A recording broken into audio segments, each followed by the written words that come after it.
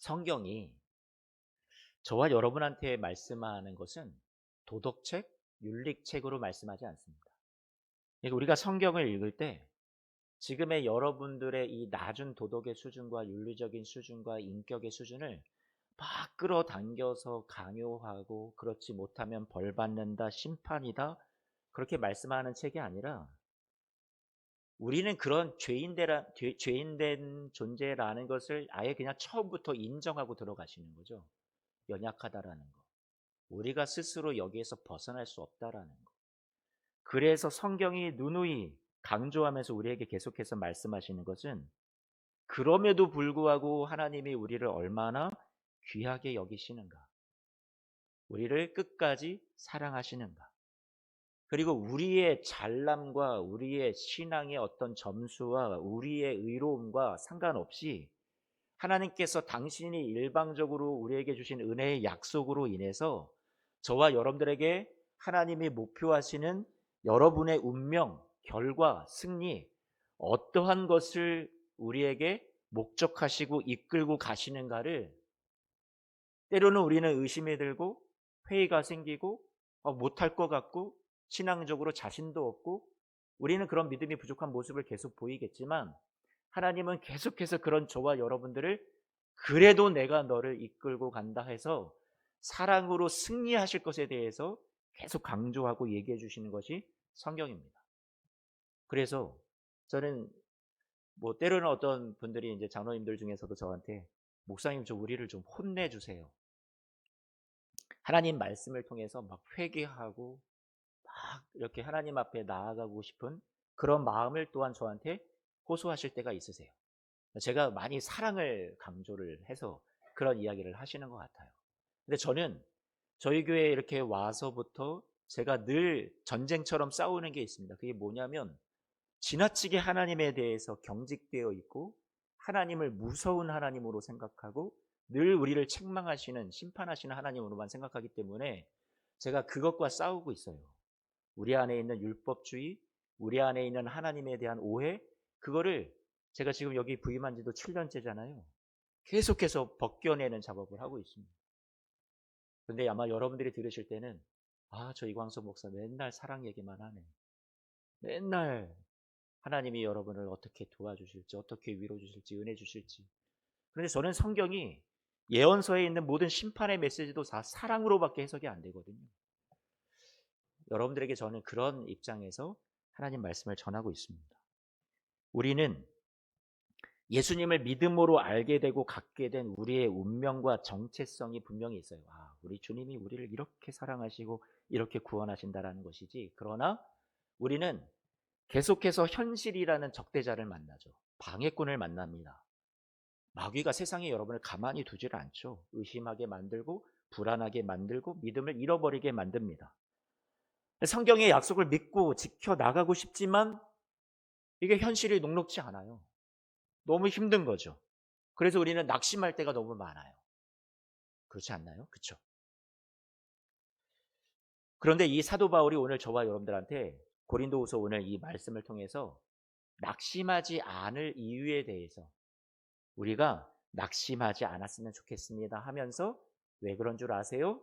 이러이러한 것 때문입니다 하고 그 이유를 우리에게 밝혀주고 있습니다. 오늘 이 말씀을 통해서 여러분과 그것을 좀 살펴보고 싶어요. 4장 16절 말씀입니다. 같이 한 번만 좀 볼까요? 그러므로 우리가 낙심하지 아니하노니 우리의 겉사람은 어떻게 돼요? 낡아지나 우리의 속사람은 날로 새로워지도다 얘기합니다. 우리가 낙심하는 것은 주된 이유가 뭐냐면 우리의 겉사람이 어떻게 된대요? 낡아진대요. 이제 다시 쉽게 표현하면 나이가 들고 연약해지고 우리가 신앙의 어떤 초심은 늘 막 내가 잘할 수 있을 것 같고 강하게 시작한 것 같지만 항상 끝은 약한 것 같고 내가 부족한 것 같고 얼굴을 들지 못하고 또 뿐만 아니라 영적으로도 그렇지만 우리 육신적으로 봤을 때도 자꾸만 나이가 들다 보니까 병들고 유약해지고 힘이 빠지고 예전처럼 기도도 안 나오고 예전처럼 막 성경 말씀을 많이 암송하고 성경을 많이 읽으면서 예배 드릴 때도 뜨겁게 기도하고 찬송하고 이랬던 것들이 점점 희미해져만 가는 것 같고 우리가 그렇게 무력감을 느낄 때가 많이 있죠. 그런데 겉사람이 낡아지는 시험이 우리에게 찾아옵니다. 우리에게 이게 어려움으로 다가오죠. 그런데 성경은 뭐라고 얘기하냐면 여러분 겉사람은 낡아지겠지만 그것에 집중하지 마십시오. 그건 자연스러운 겁니다. 우리의 겉사람이 낡아진다라는 것은 가는 세월에 의해서 우리가 하나님 나라가 가까이 오기 때문에 이것은 누구에게나 찾아오는 겁니다. 그러나 중요한 것은 속사람인데 우리의 속사람은 하나님이 주시는 은혜로 하나님의 사랑으로 하나님이 여러분과 동행해 주심으로 말미암아 우리는 겉사람은 낡아질지언정 우리의 속사람은 어떻게 될 수 있어요? 새로워질 수 있습니다 라고 계속해서 여러분을 막 격려하시는 말씀이 오늘 성경의 말씀이죠. 나이가 들어가는 것은 우리 권사님들이 이렇게 나이가 드시고 연약해지실 때마다 곁에서 바라보면 좀 안타까울 때가 있어요. 그리고 많이 이렇게 힘들어 하시는 모습을 또 보기도 합니다. 몸도 약해지시고 또 자주 아프시고. 저는 권사님들한테 딱 그냥 더도 말고 100살까지만 좀 살아주세요. 이렇게 얘기하면 아이고 막 망측하다고 이렇게 얘기하시는 것 같은데 아니요. 100살까지 사실 수 있으면 좋을 것 같아요. 저도 한 100살까지 살 테니까 아니면 130세까지만 살아주세요. 오래 같이 하나님 나라 꿈꾸면서 소망하게요.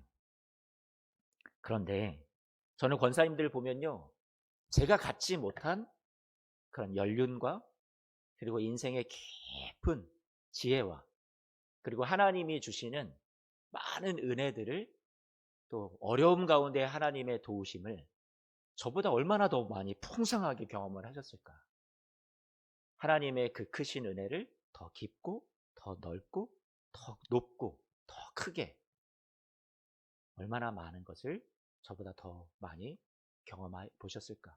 물론 고난도 더 많이 경험해 보셨지만 하나님의 사랑도 저보다 더 많이 알아가시는 우리 권사님들, 장로님들이라는 그런 생각이 들었습니다. 어르신들이라고 생각이 돼요. 고린도후서 4장 17절 말씀 보니까 이렇게 말합니다. 같이 한번만 읽어볼까요? 시작. 우리가 잠시 받는 환난에 경한 것이 지극히 크고 영원한 영광에 중한 것을 우리에게 이루게 함이니. 나이가 드는 것도 포함해서 오늘 17절 말씀에 이렇게 표현합니다. 환난이라고 표현합니다. 우리가 연약해지고 믿음도 부족해지고 자꾸만 자신도 없어지고 병들고 우리의 유한한 이 육신에 가진 이 몸으로 우리가 느끼는 그러한 많은 인생의 고난과 어려움을 오늘 17절 말씀에서는 뭐라고 얘기하냐면 환난 이렇게 표현하고 있습니다. 근데 그 환난이 뭐라고 얘기하냐면 뭐라고 얘기해요? 경한 것이라고 얘기해요. 여러분들은 이거 말씀이 인정하고 싶지가 않죠. 이게 가볍다고? 결코 가볍지 않은데. 그런데 지금 사도 바울이 얘기하는 것은 무엇 때문에 가볍다고 얘기하냐면 잠시라는 시간이라고 얘기합니다. 잠시. 무엇에 비교해서? 영원한 영광에 비해서. 그러니 우리가 이 세상에 살아가는 이 나그네의 삶은 아주 잠시잖아요. 잠깐 소풍 온 거잖아요. 그런데 이것은 시간은 금방 지나간다라는 거죠. 우리가 인생 100세 뭐 아니면 70, 80 그 이상을 살아도 이 세상에서의 삶은 그냥 한밤의 경점과 같이 날아가는 화살과 같이 흘러가는 물 유수와 같이 금방 그냥 지나가 버리는 거잖아요. 언제 지나가는지 모르겠어요. 그렇죠? 저도 이제 앞에 숫자가 5자로 바뀌고 그 이상을 계속 넘어가다 보니까 서글퍼지더라고요. 죄송합니다. 우리 권사님. 이렇게 나이가 드는 거구나. 앞에 4자가 바뀔 때는 상관이 없는데 5자가 바뀌고 또 한 해, 두 해 넘어가니까 이게 이 나이가 든다라는 게 이런 거구나. 이런 생각이 듭니다. 그런데 오늘 주님께서 말씀하시는 것은 우리에게 무엇이 있다고 얘기하시는 거예요? 영원한 영광에 주간 것이 우리를 위해서 예비되어 있다. 이 세상에서 이 짧은 인생에서 받는 환난이라는 것은 되게 짧은 거야.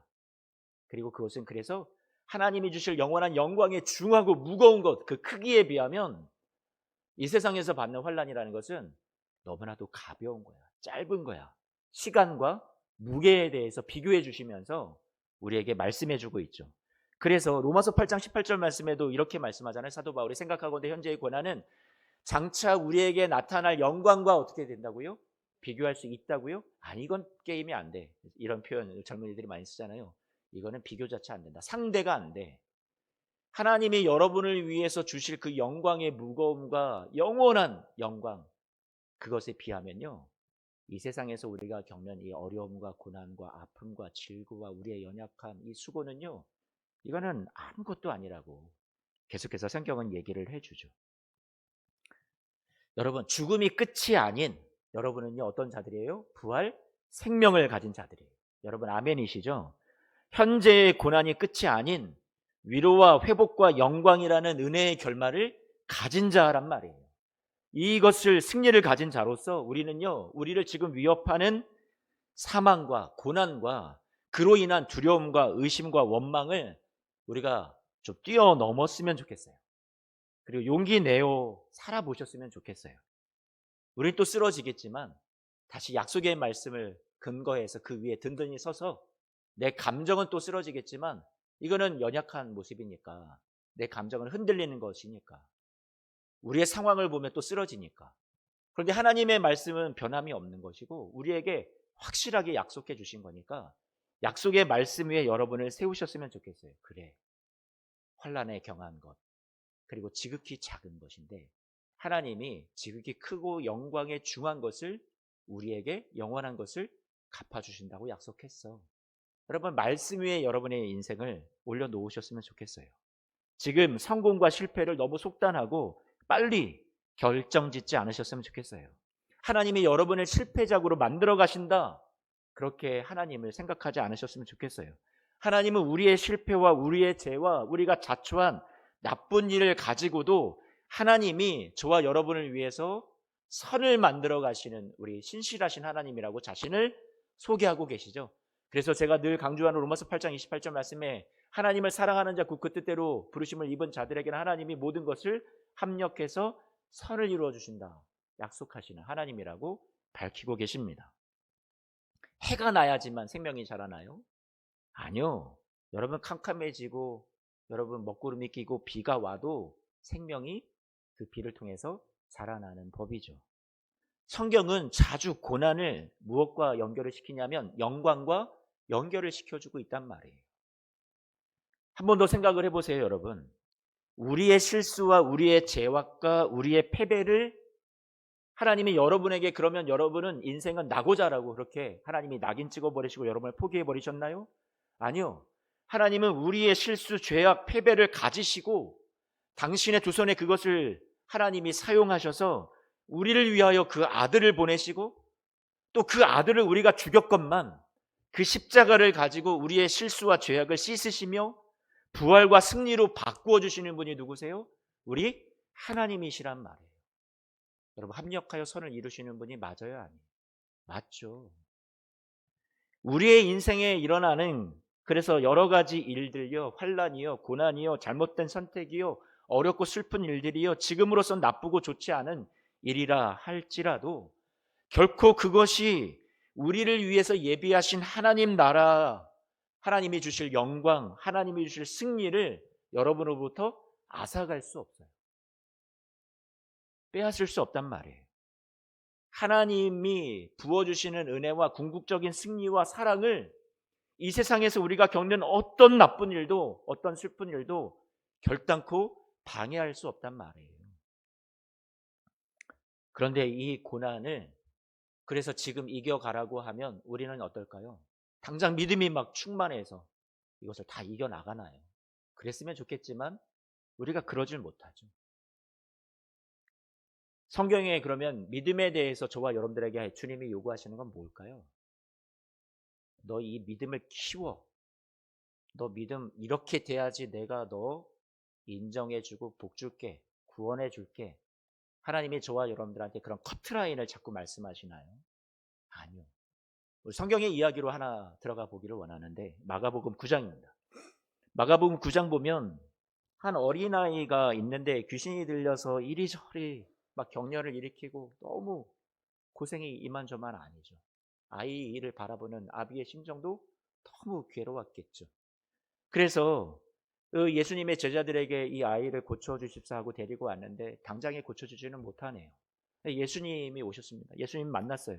예수님께서 마가복음 9장 21절 말씀에 아버지에게 묻죠. 아이의 아빠에게 언제부터 이렇게 되었느냐 물었는데 어릴 때부터 이렇게 지내왔습니다. 22절.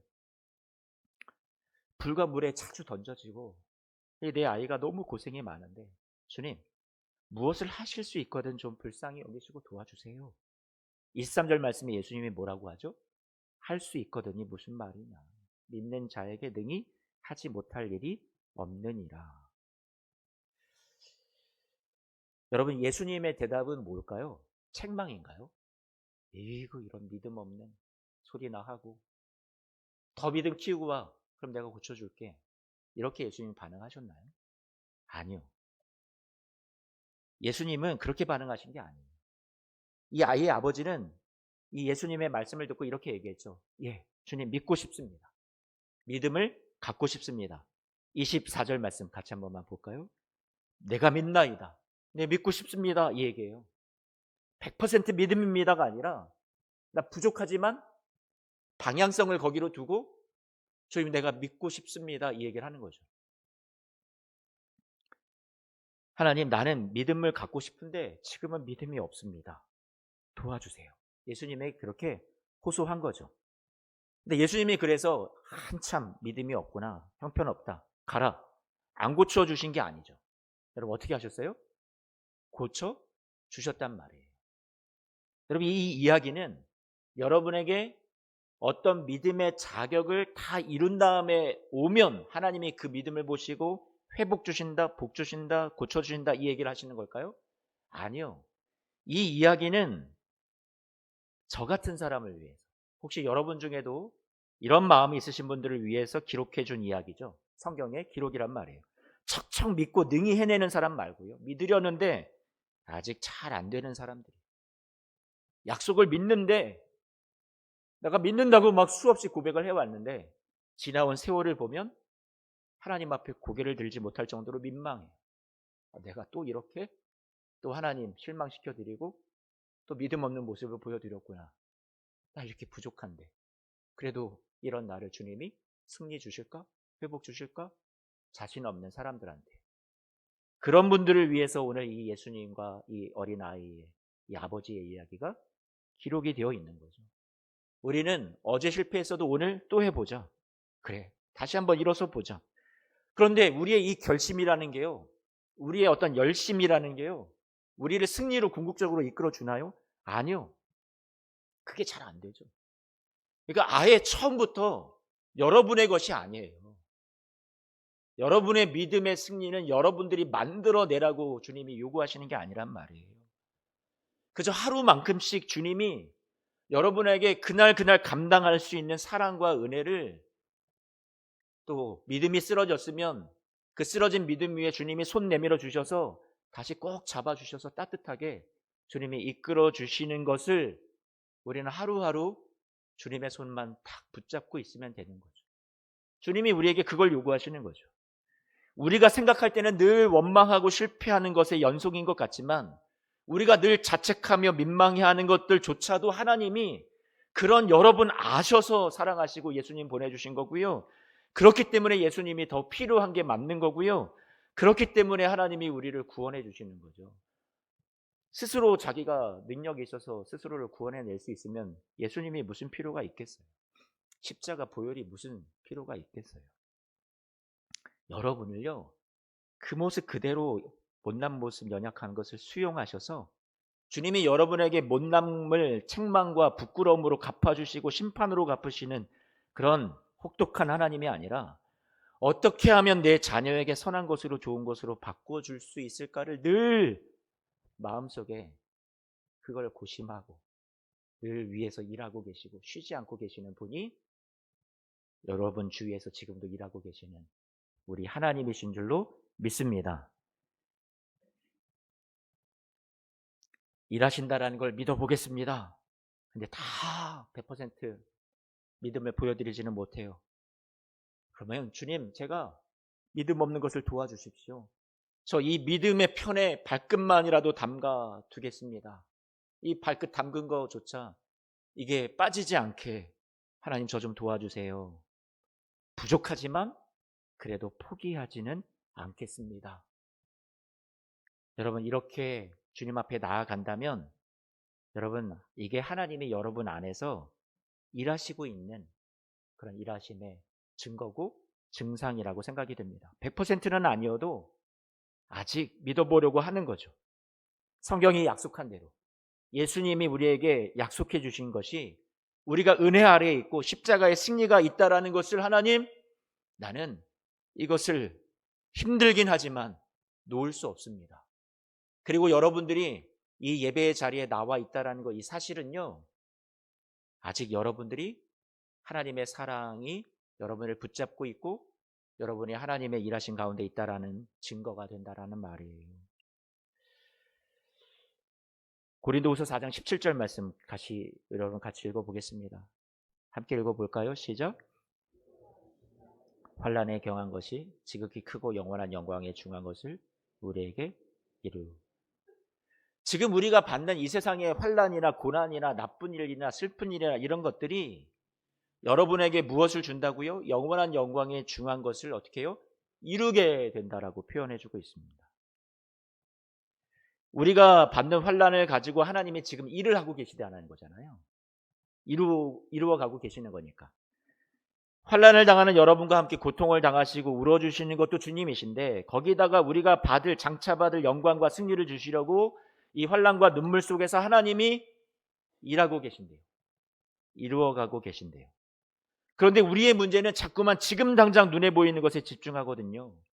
영원이라는 시간에 비하면 잠깐이고 지극히 크고 무거운 영광에 비하면 가벼운 것인데 우리 눈에는 지금 이게 너무 크고 아프고 자꾸만 눈에 들어옵니다. 그래서 바울은 우리가 주목해서 보아야 할 것은 보이는 것이 아니라 보이지 않는 것이라고 우리의 시선을 옮길 것을 따뜻하게 권고합니다. 18절 말씀 같이 읽어볼까요? 시작. 우리가 주목하는 것은 보이는 것이 아니요 보이지 않는 것이니 보이는 것은 잠깐이요 보이지 않는 것은 영원함이라 라고요. 이 세상에서 우리가 겪게 되는 안 좋은 일들은요, 하나님께서 저와 여러분들에게 그것을 영광에 중한 것으로 바꾸어 우리에게 일하시기 위해서 지금도 일하고 계시다 얘기하시면서 여러분의 시선을 자꾸 이 세상에 있는 것, 썩어질 것, 없어질 것, 당장에 우리에게 아픔이 되고 눈물 나게 하고 한숨 짓게 하고 낙심하게 만드는 것에 주목하지 말고 앞으로 우리에게 오는 보이지 않는 영원한 것에, 아까 말씀한 지극히 크고 영광에 중한 것에 여러분들에게 시선을 집중하라고 자꾸 우리를 시선을 옮겨주시려고 하세요. 5장 1절 말씀으로 이제 이어지는데요. 그러면 주목해야 될 것은 뭘까요? 영원한 영광에 중한 것은 또 뭘까요? 그것을 5장 1절 말씀에서는 이렇게 표현하고 있습니다. 같이 읽어봅니다. 시작. 만일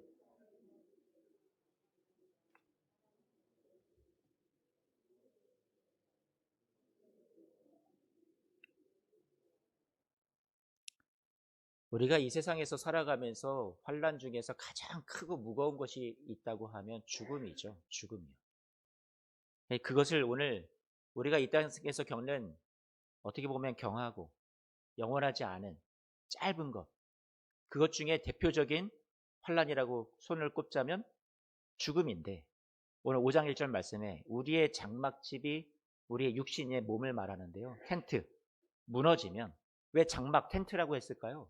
잠깐 거쳐가는 나그네니까 여행 왔으니까 텐트 잠깐 쳤다가 임시 거처니까 또 접어서 철수를 해야 되니까 무너진다라는 표현은 육신의 죽음을 의미하기도 하고 텐트를 걷어서 다시 집으로 돌아가는 것을 우리에게 말하는 거죠. 본향집을 말하는 거예요. 저와 여러분들에게 손으로 지은 것이 아니라 하늘에 있는 영원한 집이 우리에게 있다. 영광의 몸을 말하는 거고요. 부활의 몸을 말하는 거죠. 썩어 없어지는 몸을 말하는 게 아니에요. 연약하고 유약한 여러분들의 이 환난 많았던 고난과 슬픔 많았던 몸을 말하는 것이 아니라 주님께서 저와 여러분들에게 무엇을 약속해 주시냐면 승리의 몸이 있다. 영광스러운 몸이 있다. 영원한 몸이 있다. 썩지 아니하는 몸이 있다. 그렇게 우리에게 약속해 주시는 거죠. 죽음이라는 건 하나의 관문에 불과해요. 이 땅의 유한한 삶이 끝나지만 영원한 생명으로 들어가는 시작이 되는 거죠. 그렇죠. 그래서 우리는 이 땅의 어떤 환난도 죽음으로 대표되는 그 환난마저도 우리에게 하나님이 약속해 주신 영원한 중한 무거운 것이, 영광의 큰 것이 우리에게 이미 부활의 몸으로 승리로 보장이 되어 있기 때문에 이겨나갈 수 있다라고 얘기를 하는 거예요. 5장 2절 말씀을 보니까, 그런데 우리가 이렇게 말합니다. 참으로 우리가 여기에서 탄식하며 하늘로부터 오는 우리 처소로 덧입기를 어떻게 한대요? 사모한대요. 사모한대요.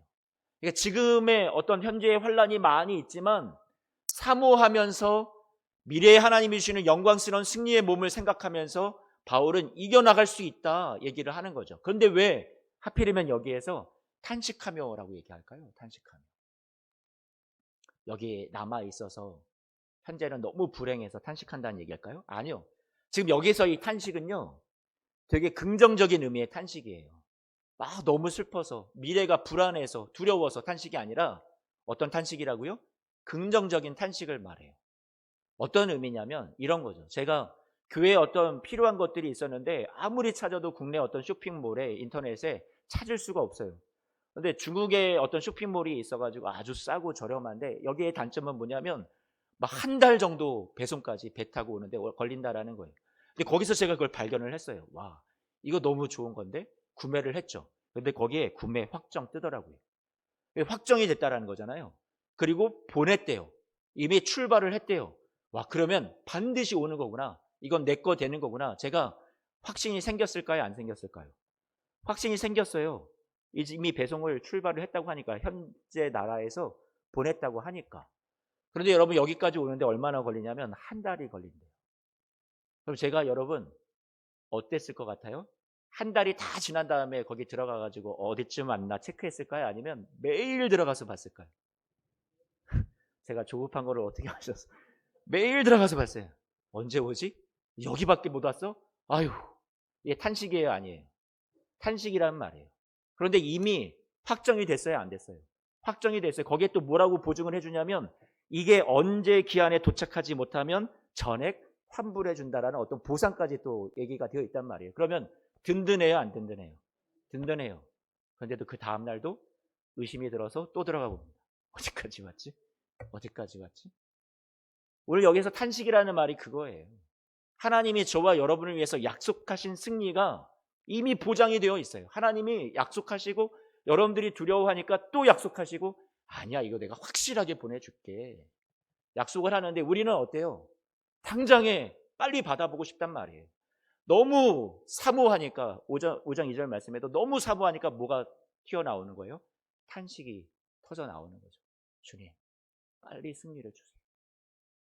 눈으로 보고 싶습니다. 회복을 보고 싶습니다. 사모합니다.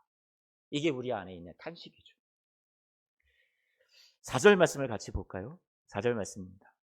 같이 한 번만 읽어봅니다. 시작. 참으로 이 장막에 있는 우리가 짐진 것 같이 탄식하는 것은 벗고자 함이 아니요 오히려 뭐라고요? 덧입고자 함이니 죽을 것이 생명에 삼킨 바 되게 하려 함이라 라고 얘기해요.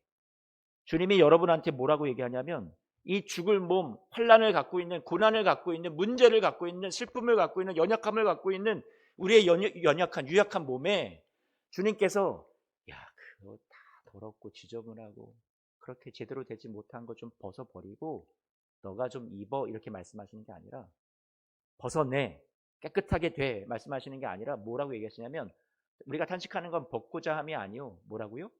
덧입혀 주신다. 주님이 여러분의 이것을 보기 싫다, 꺼져라, 이렇게 말씀하시는 게 아니라 당신의 생명의 옷으로 어떻게 하시는 거예요? 여러분을 그냥 덮어버리신다고 말씀하시는 거예요. 우리의 자격을 따지신다, 우리의 조건을 따지신다 말씀하시는 게 아니라, 내가 너희를 위해서 준비한 이 영광의 중한 승리의, 이 승리의 몸을 가지고, 영원한 생명을 가지고 너에게 너의 모습 따지지 않고 거기에 어떻게 하신다는 거예요? 내가 덮어 씌우겠다 말씀하시는 거예요. 그러니 은혜죠. 그러니 얼마나 이게 우리에게 위로가 되냔 말이에요. 나의 의지나 나의 결단이나 나의 능력으로는 죽을 수밖에 없는, 심판에 이를 수밖에 없는, 이 우리의 실패를 어찌할 수 없는 그런 우리에게 여러분한테 너가 생명을 얻는 이 자리까지 나와 하시는 것이 아니라, 주님께서 당신의 생명으로 죽은 우리를 어떻게 해주신다고요? 덮어버리신대요. 그래서 4절 말씀 한 번만 더 띄워줘 보세요. 하나님의 생명이, 하나님의 승리가 우리의 사망을, 우리의 실패를, 우리의 연약함을 어떻게 하신다는 거예요? 삼켜버리신대요. 여러분 아멘 아닙니까? 여러분 이게 은혜고 이게 복음이잖아요. 내 노력으로 그 생명을 얻어야 한다가 아니에요. 5절 말씀 같이 볼까요? 5절 말씀 보니까 곧 이것을 우리에게 이루게 하시고 보증으로 성령을 우리에게 주신 이는 누구시래요? 네, 하나님이시래요. 여러분 한번 생각을 해보세요. 보증금은 누가 누구에게 내요? 집주인이 자기 집 전세를 주면서 세입자한테 여러분 보증금을 자기가 주어요? 아니잖아요. 하나님한테 우리가 내가 이만큼 하나님 앞에 낼 테니까 하나님 저 영광에 중한 거 주세요. 우리가 이렇게 하는 게 보통의 세상의 어떤 원리인데, 거래인데, 하나님은 당신이 우리한테 보증금도 다 주시면서 여러분에게 영원한 집도 내어주신다라는 거잖아요. 하나님이 저와 여러분들한테 너 나한테 낼 거 내 바쳐 요구하시는 하나님이 아니라 요구하시지 않고 당신이 어떻게 하신다고요? 다 주신대요. 보증으로 우리에게 말씀하시는 거죠. 아까 하나님께서 영광에 중한 것을 우리에게 승리를 생명으로 덮어주신다. 사망을 삼키게 해준다. 얘기했는데도 우리가 어때요? 여러분 불안해요. 또 흔들릴 수 있어요. 그런 여러분을 아시니까 하나님이 여기에다가 무엇을 또 해주신 거예요? 제가 배송이 오는 것을 거기서 약속을 했는데도 불안하니까 거기에다가 언제까지 배송이 안 되면 이렇게 환불해 주겠습니다. 보증까지 해주잖아요. 성령께서 오늘 5장 5절 말씀 좀 띄워주세요. 보증으로 하나님이 저와 여러분들한테 무엇을 주셨다고요? 성령을 주셨다라는 거예요. 그렇죠. 우리는 불안하죠. 내가 이걸 잘 이겨낼 수 있을까? 끝까지 내가 하나님 나라 승리로 나아갈 수 있을까? 난 못할 것 같은데? 그럴 때 여러분에게 누가 같이 계셔 주시다고요? 보증으로 성령께서 계셔 주시다고요. 그러니까 로마서 8장 26절 말씀이 여기서 나온 거잖아요. 같이 한 번만 볼까요? 로마서 8장 26절. 이와 같이 성령이 여러분의 무엇을 돕기 위해서 오신 분이에요? 연약함을 도우시기 위해서 오신 거예요. 그런 존재인 걸 아시니까 성령이 오신 거죠. 여러분이 막 기도 막 열심히 너가 해 이렇게 요구하시는 거예요? 성령이 오셔서? 아니요. 우리는 마땅히 기도할 제목이 우리에게 있고 하나님 앞에 이런 거 저런 거 기도를 막 올려드려야 되는데 기도할 용기도 없고 마음도 안 생기고 힘들기만 해요. 지쳐 있어요. 그럼 성령이 아이고 잘한다. 너는 그래가지고 하늘나라 못와 이렇게 말씀하시나요? 아니요. 우리가 그러고 있을 때 성령이 말할 수 없는 탄식으로 우리를 위해서 기도를 대신해 주시는 거예요. 여러분이 자격이 안 되고 연약할 때 그 하나님 나라 승리를 받을 만한 이유가 내 안에 도저히 보이지 않을 때 성령은 그런 여러분의 보증이 되어 주셔서 도와주시면서 끝까지 여러분을 어디로 데려가실 거예요? 승리로 데려가실 거예요. 여러분에게 승리라는 택배가 배송될 때까지 성령께서 여러분을 어떻게 해주세요? 끝까지 보증으로 도와주실 거라는 얘기예요. 여러분 아멘이시죠? 5장 1절 말씀과 5장 5절 말씀을 한 번만 눈으로 봐주세요. 5장 1절 말씀에 하늘에 있는 영원한 집이 우리에게 어떻대요? 있는 줄 이렇게 얘기하죠. 있는 줄. 있는 줄과 5장 5절에 보증이라는 것을 동그라미 치고 한 번만 연결을 해봐 주세요. 여러분 사도 바울은 지금 뭐라고 얘기하냐면 미래에 어떤 있을지도 모르겠다. 영원한 생명을 주실지도 아닐 수도 그때 내가 하는 거 봐서 어떤 추측, 불확실 이것을 얘기하는 게 아니에요. 뭐라고 얘기해요? 이미 확보됐다고 얘기하는 거죠. 있는 줄 안다. 확신이란 말이에요. 그런데 그렇게 확신을 하다가도 뭔가가 좀 과연 이럴 때 뭐가 또 보증이 되어 주시는 거예요? 성령이 딱 보증이 되어 주시는 거죠. 그러니까 여러분 2겹줄이에요. 3겹줄이에요. 여러분에게 주님이 그렇게 말씀해 주시는 것 같아요. 두려워하지 마. 너가 좀 너의 인생의 힘이 줄이 끊어져도 내가 2겹줄, 3겹줄로 너를 에워싸고 있어. 붙잡고 있어. 너가 나를 붙드는 게 아니라 제가 늘 강조하듯이 하나님이 내가 널 붙잡고 있어. 이거 놓지 않아. 말씀해 주시는 거죠. 말씀을 마칩니다. 6절 말씀 보니까 뭐라고 얘기해요? 그러므로 우리가 어떻게 하세요? 항상 담대하세요. 아까는 낙심하지 않을 이유를 쭉 얘기를 했고요. 그래서 이제 우리가 무엇 하자고요? 항상 담대하자. 8절 말씀에도 뭐라고 얘기해요? 우리가 어떻게 해요? 담대하여, 이렇게 말하고 있습니다. 사랑하는 성도 여러분, 말씀의 결론입니다. 그러므로 이제 우리는 어떻게 살아가요? 담대하게. 겉사람이 후패해도 저와 여러분 안에 속사람을 하나님이 새롭게 만들어 가시기 위해서 지금도 신실하게 일하고 계신 하나님을 생각해 보세요. 합력하여 선을 이루어 주신 하나님을 생각해 보세요. 나이가 들어서 이리저리 아프고 연약해도 가는 세월에 우리의 실수와 실패, 고난과 어려움이 많고 믿는다고 해도 여전히 믿음이 없어 보이기만 하는 우리이지만, 그런 우리 안에 영광에 중한 것을 이루어 가시는, 합력하여 선을 이루어 가시는 주님이 내밀어 주시는 이 따뜻한 손길을 오늘 말씀을 통해서 붙잡고요, 하늘에 있는 영원한 집, 영광스러운 몸과 승리를 바라보면서 소망하면서 한 걸음 한 걸음 용기 내어 오늘도 나아가시는, 우리가 또 쓰러져도 우리 안에 계시는 성령께서 우리의 연약함을 도와주시면서 보증이 되어 주셔서 영광과 승리를 얻기까지 우리에게 필요한 모든 비용까지도 다 당신이 지불하여 주신다고 하시니 낙심하지 말고 담대하게 살아갈 수 있는 우리 모든 성도님들 되시기를 주님의 이름으로 축복합니다. 아멘. 일어나셔서 함께